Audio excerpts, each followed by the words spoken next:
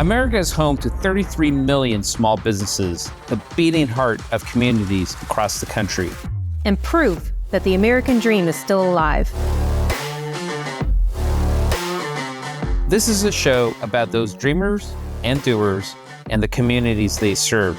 Their real life stories. Their struggles and successes. Their grit, determination, and passion. And the people who fight to keep their American dream alive. I'm Alfredo Ortiz. I'm Elaine Parker. And it's time for another episode of Main Street Matters, America's small business megaphone. Hi, everybody, and welcome to another episode of Main Street Matters, America's small business megaphone. I'm Elaine Parker, the president of the Job Creators Network Foundation. And today we're joined by Bret Boyd. Bret is the co-founder and CEO of Sustainment, which is a software platform that helps US-based manufacturers easily find and work with critical suppliers they need to build and manage their supply chains. Bret, welcome to the show. Thanks, Elaine. I appreciate you having me. Well, thanks so much for joining us. I was very excited to bring you on. Well, first, tell us a little bit about Sustainment and what you do and help us kind of set the table there. Yeah, so the problem that we are trying to solve with Sustainment, so we're a software and AI company. We've been around for about 5 years, and we are trying to make it easier to find and get work done with U.S. manufacturers. That is our fundamental problem that we believe we have as a nation. And, just to kind of frame this a little bit, when we talk about manufacturing, we are talking about small businesses. Mm-hmm. So manufacturing in the United States is a huge industry, as everybody knows. It's $2.3 trillion of GDP. It employs 13 million men and women. But when you really look at how the industry works, there are about 250,000 manufacturing businesses, just under 99% of whom are sub 500 employee small businesses. So when we talk about manufacturing, we are really talking about this long tail of amazing small and medium-sized businesses spread throughout the country. And fundamentally, though, one of the friction points is that with all of these small businesses, they can be hard to find. So it can be hard to know that in the next city, next county, et cetera, there may be a great manufacturer that you could be working with, but you don't know they exist. They don't know you exist. So that's really the problem space that we built our company to solve. One of the things that I was surprised to read about in your recent op-ed, which I love the headline, "Making American Manufacturing Great Again Starts with Small Businesses." But one of the things I was surprised to find out about and just see the number. Of course, I knew that we were losing manufacturing jobs, but you start out with, after a year of losing an average of 9,000 manufacturing jobs per month, that in February of this year, we brought in we had an addition of 10,000 coming back, 9,000 jobs a month lost in manufacturing. I mean, that's decimating to the industry. Oh, it's remarkable. I mean, it's not only devastating to the industry and to our national capacity to build the things that we need, but it's also devastating to all of the communities spread throughout the country that are really predicated on manufacturing, that rely on these manufacturing jobs. And the data is way worse than that. If you go back it up 10 or 20 years, I mean, manufacturing historically, was 18 million, 20 million. It was a much larger industry as a percentage of workforce in the United States. And so we are excited to see jobs coming back into manufacturing. We're excited about a lot of the things that we're seeing in the manufacturing industry, but there's a significant challenge that we have to solve here. Well, you detail, and you're right, this isn't a new phenomenon with just the last administration, this is 10, 20 years of policies that have hurt our manufacturing base and taken it overseas. But you lay out some of the historical look at why it's happening, why we've had this manufacturing base move overseas. Walk us through that. Yeah, I think it's helpful to look. I mean, you could actually take this all the way back to the policies that we use to encourage development in other parts of the world post Second World War. But the end of the Cold War, I think, is a really helpful place to kind of start when we pick up the story. So, you see the end of the Cold War, you see this movement towards free trade. And And there may or may not have been some justifications around free trade in a world in which the United States kind of stood alone as the major global power. This was way before the rise of China, et cetera, et cetera. So you had a lot of policies that were put in place or allowed to remain in place at that point. And again, I don't even care enough to place value judgments on if that was a good idea, bad idea, et cetera, et cetera. But those policies have essentially remained the the primary governing statutes here for the past 30 years. And what's happened in the past 30 years is that the world has significantly changed. So we are absolutely no longer in a place where the U.S. is the unquestioned manufacturing superpower. In fact, it's quite the opposite. Like if you look at the data on the ascendancy of China and how well China has done in being the global manufacturing powerhouse, it's really nuts to look at the data. I mean, there's a statistic that the UN published recently that China will approach somewhere between 43 and 50% of global manufacturing, total global manufacturing by the year 2030. And these are levels that have only existed two times in history. One being the UK in the Industrial Revolution, and the other being the United States at the end of the Second World War. So regardless of how we feel about this is the reality in which we operate. Too many of the things that are critical to our everyday lives and health and our core industry, I mean, to set aside even the national defense and national security implications, but too many of the core things that we rely upon are built elsewhere. And I'm really glad to see that we feel like we're kind of waking up to this as a country right now. I feel like, and I know we talked a little bit about this before we came on, is that everyday ordinary Americans kind of got a wake up call to this during COVID when we suddenly heard we're not going to be able to get our antibiotics because they're made in China. So first it was, our antibiotics are made in China. And then second it was, oh my gosh, they're only made in China. And how else are we going to get them? And I think that was frightening. I feel like while COVID was devastating on many, many levels, I feel like it opened our eyes on many, many levels, this being one of them. And when you look at that, I mean, it is an issue of national security when you've got another country who's not necessarily our friend by any stretch of the imagination, supplying us things related to our health. Then you look at the national security impacts. I mean, that's huge. What are you seeing in terms of policies now? I mean, you talk about the tariffs, policies like the tariffs sort of leveling the playing field. I have a small business owner in Northern Illinois who makes the assembly lines, I guess is the best way to put it, the robotics that move the products down for food processing, defense contractors, automotive assemblies. She's variety of products. And so I had her on because she has about 25 employees, maybe 30. I had her on because I wanted to know how the tariffs were impacting her. And so from her perspective with getting parts, it was, okay, well, I'm starting to look at, I can't get my parts in China right now because they're just too expensive. So I'm looking at making them in-house. So that was one aspect of it. The other was she was getting tons of requests for quotes. So she was seeing manufacturers that normally went outside the country ask her for quotes. And she said, I think that's going to lead to more business for me. And so it was very encouraging to hear that. And of course, now it's very encouraging to see that the tariff strategy from President Trump is working. What are you seeing out there in terms of a change? Yeah, it's such a great question. And there's so many nuances to this. And let me back up, and I'm going to answer this in a little bit of a long-winded way. So I apologize. But back to the problem. Like, so when we think about the problem, this idea that, hey, all of the stuff that's manufactured in China are these toys and cheap trinkets, and it's not that big of a deal if we end up having to pay with it, like that is 100% not the case. Like, so really the strategic challenge of the country is how do we bring back some of these critical areas of supply so that our manufacturers don't have to compete with state-owned enterprises on the other side of the world. Like, that's really what this looks like.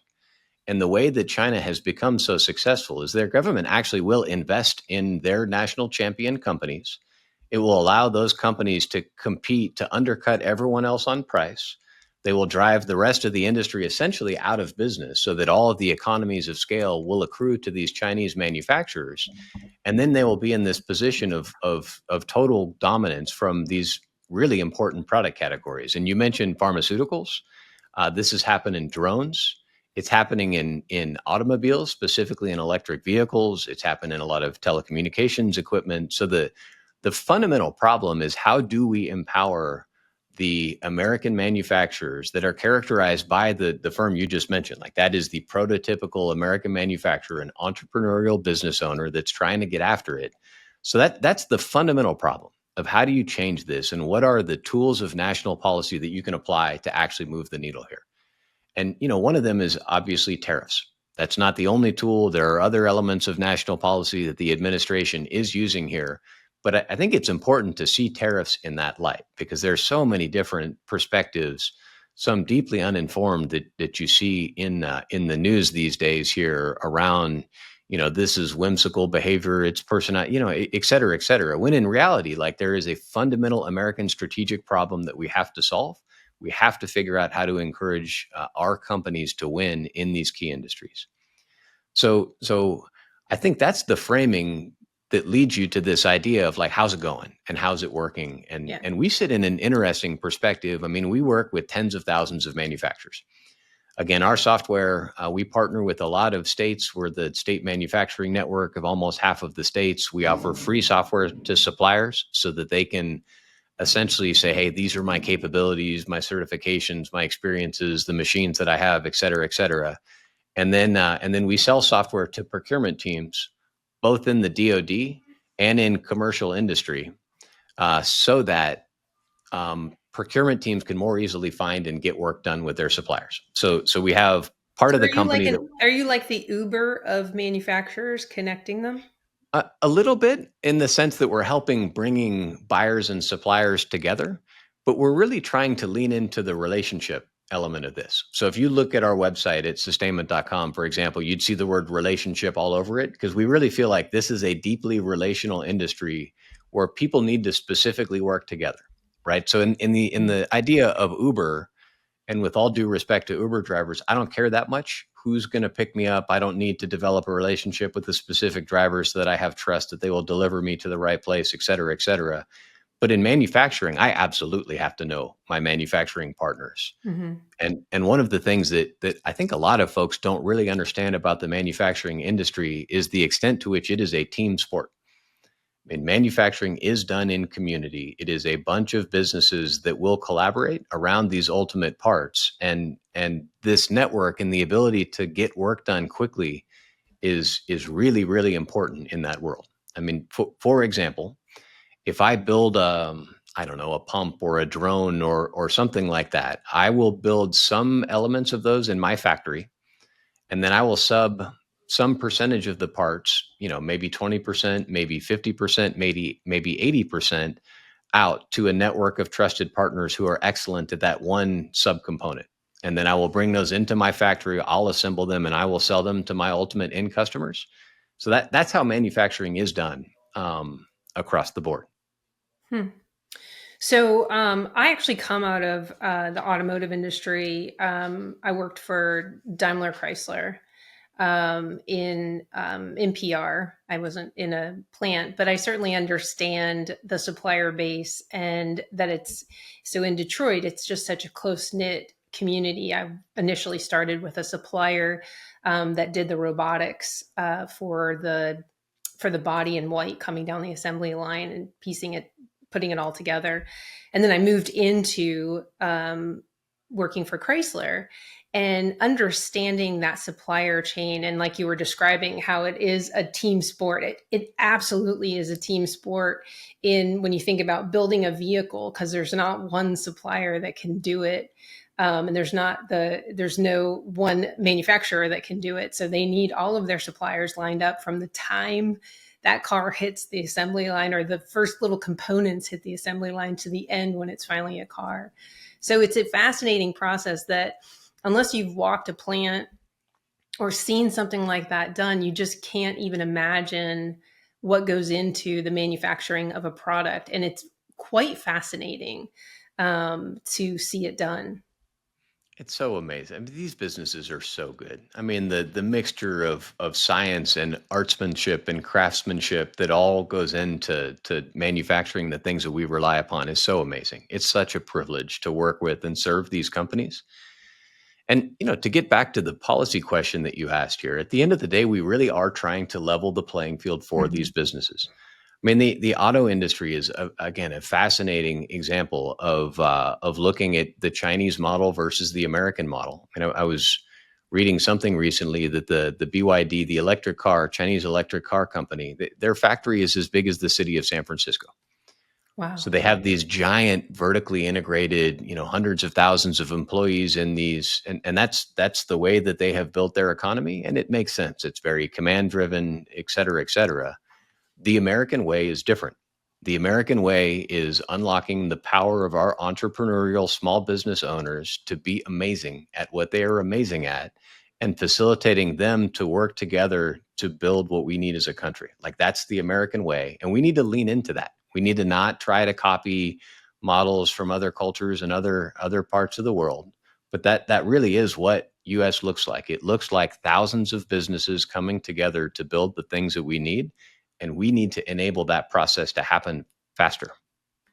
So how you say in your op-ed, by engaging with the ecosystem of small and medium manufacturers and leveraging AI powered tools to connect them with larger manufacturers and the government sustained procurement network, we can foster competition, promote manufacturing excellence, and drive greater efficiencies, all while reducing our reliance on foreign producers. Tell us what that looks like. Yeah, so software and AI is uniquely capable of making these inferences, right? So we've spent tens of millions of dollars and spent years building technology so that not just getting work done with manufacturers, but like, who is the best manufacturer to build this part? So let's say I have the technical drawing for a part. I'm not exactly sure what specific processes or specialties a manufacturer has to have. Like, we've trained AI algorithms with a number of expert machinists who've been looking at drawings and saying, okay, that needs to go to a 5-axis mill with the bed size of this, with this kind of material expertise, to help make those connections. And that's really the core of, like, who can build this for me that I may not know. Because as you look at the industry, if you are, for example, if you are an oil and gas manufacturer and you're building downhole drilling parts, you're probably using the same CNC machines. You are working at the same tolerances, using the same materials. You probably have a different quality certification than you would if you were building airplane parts, but you have everything that you need to go build airplane parts for the Air Force or for company X. You might not know that. They might not know that you have that capability, but using software, we can make those inferences to, again, put those two companies in relationship quickly. So that's how we've started working on this. And in the face of tariffs and all of this onshoring initiative, we've done things like, you can go on our software and take the website of your Chinese manufacturing partner and just put it in our AI tool and say, hey, are there any companies that have similar capabilities to this within 100 miles of my factory, for example? And we'll recommend some. I'm sure they will be there. They may or may not be price competitive. They may or may not have availability for what you specifically need, but we will take you out of the Google experience, which is very, very difficult in manufacturing, especially kind of in tier 3, tier 4, tier 5 layers of manufacturing, and put you in a world where you can have targeted conversations with relevant companies that, again, you might not know exist. And even if you know them, you might not know that, oh, I didn't know they had a Swiss screw machine that could help me out with this. And so that's really what we're trying to do fundamentally. I'm going to share your company name with another member of ours who's a manufacturer in Ohio. And while he supports everything about the president's agenda, the tariffs are really harmful to him. And the reason why is because he says there's no place else to get his parts. If there was, he'd go outside of China. And so the tariffs are really hurting him a lot, and doesn't stop his support for, moving in the direction of more free market economy and everything like that. But I know that he would appreciate knowing that you exist if he doesn't already know. But he's kind of a larger small manufacturer. And we call it like a larger small manufacturer. He's got about 250 employees. So to me, that's a large small business.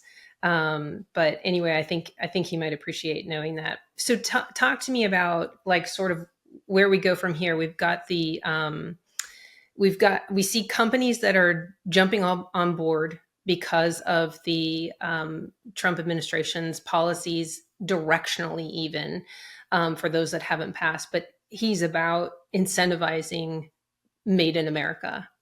So if you're a big company and you build it here, you're going to get more tax incentives. You write that companies like Apple, my old employer, Stellantis, i.e. Daimler Chrysler, and others have already started making announcements to build here in the U.S. The tax bill, the one big beautiful bill, passed out of the House last night. There's obviously great incentives in there for building in America. Where do you see on the horizon? Yeah, look, I think this is going to work. To be really clear, I think this is going to work. I think we are in the first or second inning of a 20 or 30 year secular shift towards localization of manufacturing supply chains around the world. And specifically in the United States, I think we're in the early part of a renaissance of U.S. manufacturing. I will say that these periods of transition between the old model and the new model are very difficult. It's just hard. And it's hard to be a supply chain team that's been very dependent on global manufacturers. And it's also hard to be an American manufacturing supplier who's being inundated with inbound demand, 10 times more demand than you've ever experienced before. And you're trying to make decisions of how fast do I hire and how much money do I spend on new capacity and new machines and so on. So I do want to respect the men and women that are grinding through this right now, because it is really hard. And in an industry that is as relational as manufacturing, like this isn't just let's get the next Uber driver to show up. It's more complicated than that. Like there is a whole repositioning and reorienting and recertification and onboarding and all of the things that come with new suppliers and new certifications. So I want to underpin that this is a difficult time on both sides, but it's a process that we have to go through as a country, and we have to get there.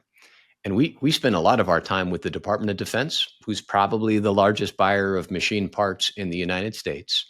We're very optimistic that the federal government broadly and the Department of Defense specifically can really be part of this by broadening and diversifying their supply chains to expand their supplier network. They call it the Defense Industrial Base, into commercial manufacturers, and really start working with the broader swath of American manufacturers as opposed to the small group that they've kind of shrank into in recent decades. So we think, again, there are a lot of tools of national policy, tax policy, tariff policy, the way we spend money as a government, and the way that we drive investment and business into these small manufacturers. Like there are a lot of tools that all need to come together. But I'm deeply grateful that we're working on it as a country and that this administration is focused on it. Last question.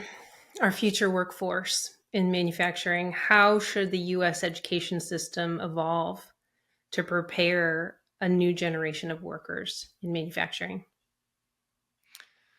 See, I'm fundamentally a capitalist. And I think if we drive business and opportunity into these companies, so if businesses have more opportunity, they're going to make more investments in people and technology. And they're going to pay higher wages, and higher wages with more interesting jobs are going to drive more people to want to participate in that industry.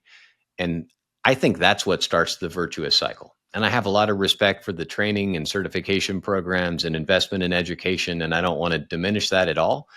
But from my grid square, the way we solve this problem is by driving business into these manufacturers and making them more successful so that they have more to offer to the next generation of workers who, oh, by the way, happens to be deeply disenfranchised with a lot of this knowledge work that's turned out to be way less interesting and compelling than they were taught.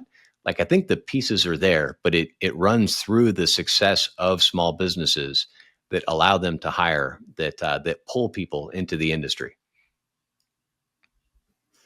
That's I couldn't agree more with you, actually. That's a great way to describe it. Well, tell us, sustainment.com is the name of your website, right? Yeah, sustainment.com. If you hit the login button in the top right, you can create an account. It's free. So we set this up as a public benefit corporation specifically around the mission of we want to be the company that helps enable the small American manufacturing businesses to thrive. So create a free account, fill out your profile, share with the world what you do. And if you're a larger company, specifically working in procurement or supply chain, we would love to sell you software to help you find, connect, get quotes, award projects, manage performance, and do all of the things that you need to do to get work done more quickly with American manufacturers. Good to know. Well, Bret, thank you so much for joining us. I enjoyed the conversation, particularly in light of the legislation that passed last night and the tariff conversation that's been going on for several months now. And thank you all for taking the time to join us on Main Street Matters, America's small business megaphone. Main Street Matters is part of the Salem Podcast Network. New episodes debut every Wednesday and Friday. You can find audio version anywhere you get your podcast from, and you can watch the show on Job Creators Network channels on YouTube and Rumble. We'll be back soon with another episode.